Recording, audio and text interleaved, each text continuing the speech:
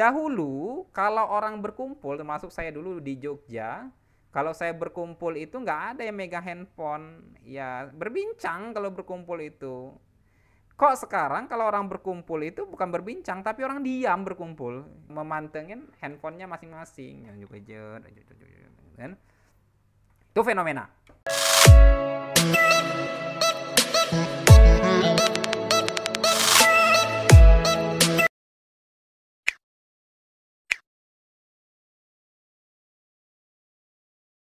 Selamat pagi, siang, sore, dan malam, kapanpun kalian mendengarkan video ini.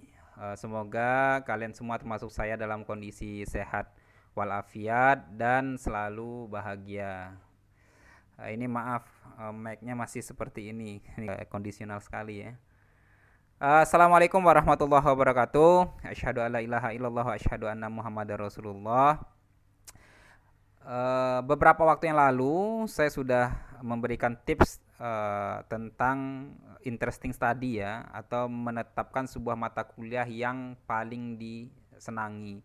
Ketika mata kuliah itu sudah disenangi, kalian bisa memulai mencari fenomena terkait mata kuliah itu saja. Jadi gak usah melebar lagi, biar lebih fokus. Kalau belum menonton videonya, nanti saya sertakan di link atau di bagian atas ini, gitu ya kalau YouTuber ngomong. Oke, ini kita membahas tentang apa itu fenomena penelitian. Saya mulai saja karena videonya kalau panjang mahasiswanya malas nonton. Nah, ini yang mau belajar siapa sekarang? Oke, fenomena itu kalau dalam Kamus Bahasa Indonesia sesuatu yang dapat dilihat dan dapat dirasakan. Yang terpenting harus dapat dijelaskan secara ilmiah.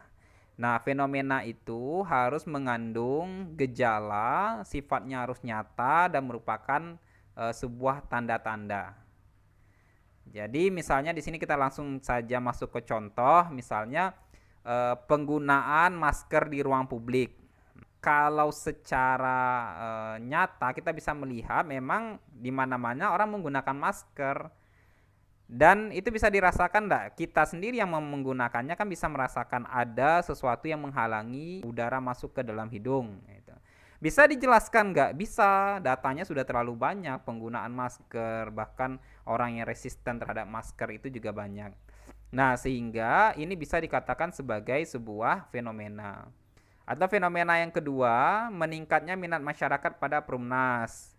Nah, ini juga dikatakan sebagai fenomena karena apa? Gejalanya ada di sana. Gejala apa? Meningkatnya minat masyarakat itu sebagai gejala dari apa? Ya tuntutan hidup. Kalau dahulu orang setelah menikah dia masih tinggal di rumah orang tuanya. Kalau anak-anak sekarang nggak mau lagi misah dari orang tuanya. Datanya ada nggak? Wah, ini terlalu banyak datanya. Bahkan siang saya melihat data tentang meningkatnya minat masyarakat di Perumnas itu masih tinggi walaupun kondisinya Covid. Orang mengatakan Covid itu ekonomi rendah, doh. Ternyata ini masih banyak kok orang yang mau mengambil Perumnas.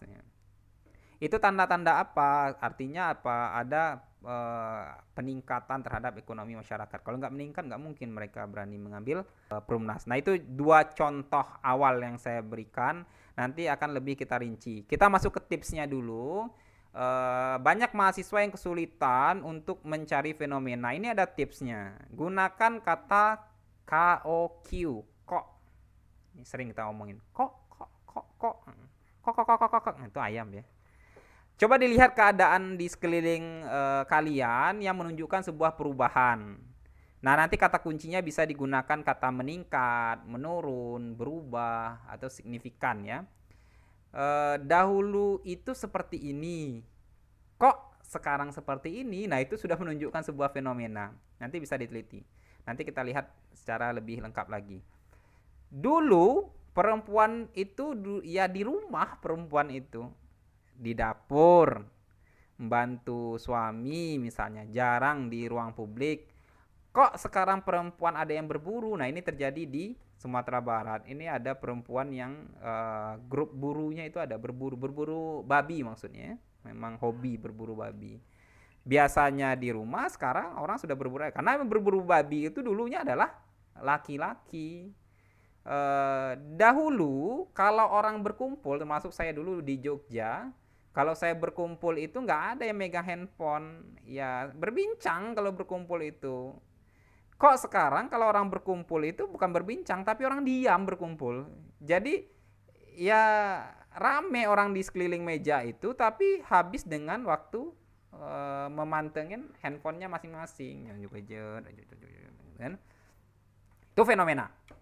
Kemudian sebelum COVID-19 terjadi sekitar tahun 2019, itu mahasiswa banyak yang rajin ngerjakan tugas, rajin tidur di kelas.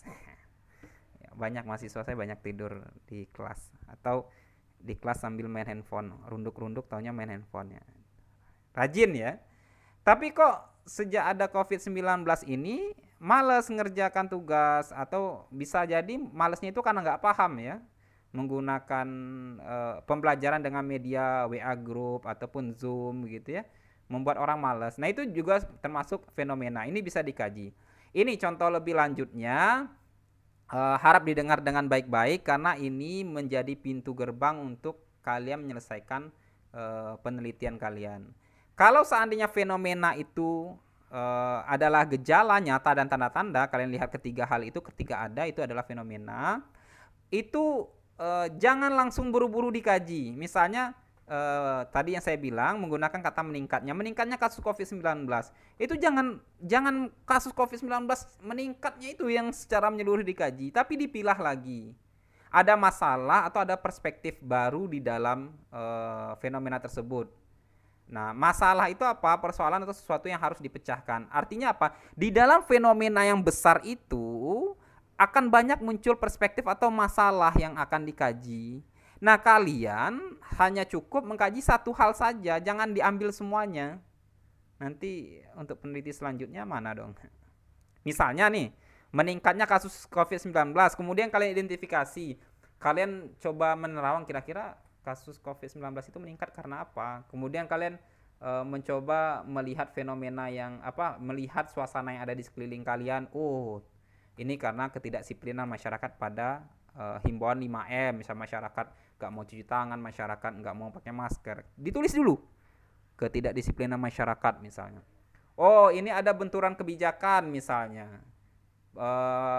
Kementerian Kesehatan meminta untuk diperketat, Kementerian Ekonomi diminta untuk diperlonggar. Nah, kemudian ini meningkatnya kasus 19 karena tenaga kesehatan atau nakes itu makin berkurang misalnya, karena banyak yang meninggal dunia.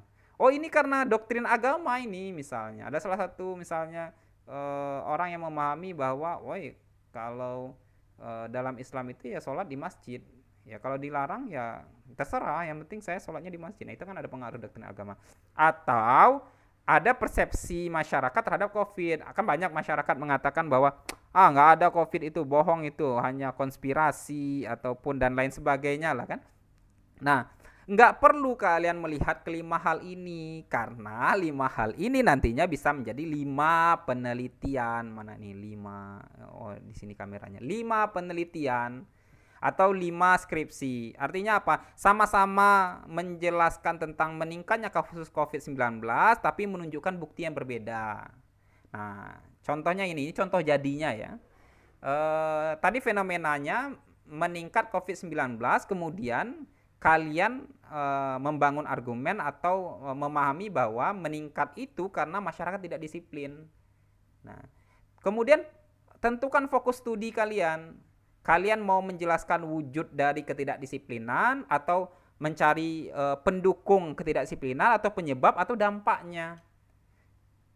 Bisa kalian teliti semuanya, tapi nanti penelitian kalian lebih lama. Kalau saya sarankan cukup 1 poin saja. Artinya apa? Walaupun kalian meneliti tentang ketidakdisiplinan masyarakat pada 5M yang menyebabkan meningkatnya COVID-19, itu bisa lagi dibedah menjadi 2-3 skripsi. Mungkin ada nanti skripsi kalian meneliti tentang penyebabnya. Kemudian teman kalian nanti mungkin melihat dampaknya. Teman kalian lagi misalnya melihat dari perspektif wujudnya atau lain sebagainya. Itu bisa jadi. Nah, ini kita contohkan ya, misalnya dari sisi penyebab. Nah, kira-kira nanti judul skripsinya seperti ini. ketidakdisiplinan masyarakat sebagai penyebab meningkatnya kematian COVID-19 di misalnya di Depok, Jawa Barat, Indonesia. Atau kalau ingin yang lebih keren lagi, peningkatan kasus kematian COVID-19 di Depok, Indonesia. Titik 2, analisis ketidakdisiplinan masyarakat. Dengan kata lain, skripsi yang tebal ini membuktikan bahwa COVID meningkat di Depok itu karena ketidakdisiplinan masyarakat. Ya, walaupun nanti ada penelitian lain yang mengatakan bahwa meningkatnya COVID-19 di Depok itu karena persepsi masyarakat, ya boleh-boleh saja. Dan yang kalian yang membangun argumen ketidakdisiplinan juga boleh, karena kan kalian sudah ada fakta. Artinya apa? Penelitian kalian itu hanya membuktikan bahwa ini benar ketidakdisiplinan masyarakat. Nah, nanti diuraikan panjang lebar di hasil. Untuk cara membuat hasilnya nantilah, ini masih panjang perjalanan ya. Kira-kira bagaimana latar belakangnya nanti? Nah, latar belakangnya paragraf pertama mulailah dari fenomenanya. Dimulai dari penjelasan meningkatnya kematian. Paragraf kedua nanti juga dijelaskan. Paragraf ketiga berikan data-datanya ya, berbasis data. Tadi kan fenomena harus berbasis data. Kemudian paragraf selanjutnya berikan penjelasan tentang studi terdahulu terkait kematian COVID-19. Artinya apa? Penelitian terdahulu yang menjelaskan tentang kematian akibat COVID-19 itu apa. Kemudian kalian bisa mengatakan bahwa belum ada yang meneliti atau kalian akan mengisi sebuah ruang gap yang memberikan informasi bahwa kematian COVID-19 itu disebabkan oleh ketidakdisiplinan. Itu kan argumen utama. Kemudian jelaskan tujuan studi. Jadi deh latar belakang. Ya, 1 malam selesai. Itu ya untuk penjelasan fenomena. Ini kerangka yang saya berikan, bisa dikembangkan. Kalau kalian masih kesulitan, itu boleh bertanya di kolom komentar, atau kalian langsung bertanya di Instagram @review_literasi, boleh DM.